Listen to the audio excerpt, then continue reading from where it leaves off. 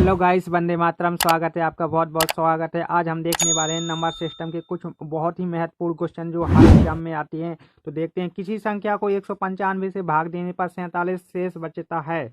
उसी संख्या को 15 से भाग दें तो क्या शेष बचता है। देखो भाई, कोई संख्या है, उसको 195 से भाग दिया जाता है, तब उसमें 47 शेष बचता है। तब उसमें क्या बचता है? 47 शेष बचता है। ठीक है, तो उसी संख्या को फिर से 15 से भाग दें तो क्या शेष बचता है, ये बताना आपको। ठीक है, तो अब हम हल करते हैं। ठीक है, 47 शेष बचता है। ठीक है, सिंपली मैंने 47 को लिख लिया। ओके, 47 लिख लिया। अब क्या है? ठीक है, अब 47 जो शेष पहले आया था ना, ठीक है, अब क्या करना है? उसी शेष फल में, ठीक है, 15 का भाग दे देना है। 15 का भाग दे देना है। ठीक है, आप ऐसे 15 का भाग लगाइए।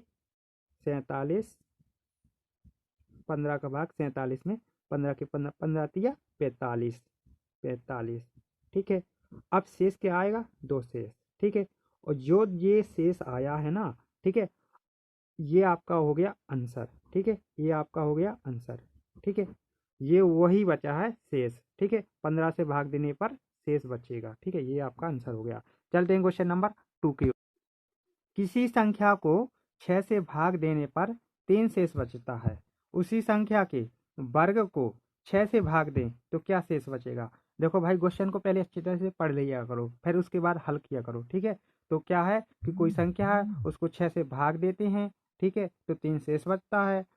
अब उसी संख्या को, ठीक है, उसी संख्या की वर्ग को क्या किया? संख्या को वर्ग कर दिया गया। ठीक है, संख्या को वर्ग करके 6 से भाग दे दिया गया है। ठीक है, तो आपको क्या करना है? हल करने के लिए आपको ये करना है कि जो आपका शेष आया है, ठीक है, इसका वर्ग कर देना है। तो शेष कितना है आपके पास? आपके पास शेष है 3। ठीक है, तो 3 का आपका वर्ग करना है। 3 का वर्ग कितना होता है?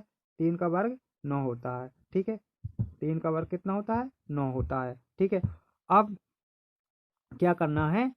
इस 6 को 6 से भाग देना था आपको, 6 को आपको बटे में लिख लेना है। ठीक है, अब आप 6 का भाग दीजिए 9 में, 6 का भाग दीजिए 9 में।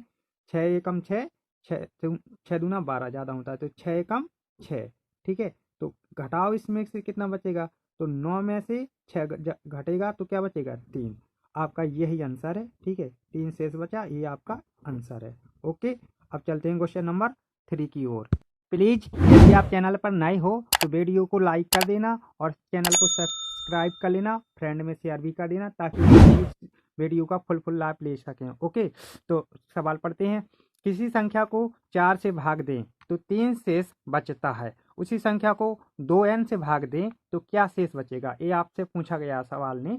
ठीक है, ये सवाल में पूछा गया है। ठीक है, कोई संख्या है, ठीक है, कोई संख्या है, मान लीजिए n है। ठीक है, उस संख्या को 4 से भाग दिया जाता है तो शेष कितना आता है? 3 आता है। ठीक है, अब क्या है? उसी संख्या को 2n से भाग दिया जाता है। अब संख्या को क्या किया? डबल कर दिया गया है। ठीक है, यही बात को आपको ध्यान देना है। ठीक है, क्वेश्चन बहुत ही सिंपल है। ठीक है, तो आपको हल कैसे करना है? आपको हल करने के लिए जो शेष है, ठीक है, जब क्या किया गया? क्या किया गया भैया? जब संख्या को ही डबल कर दिया गया है। क्या है भैया? संख्या को ही डबल कर दिया गया है, तो क्या करेंगे हम? जो शेष है ना, उसको हम डबल कर देंगे।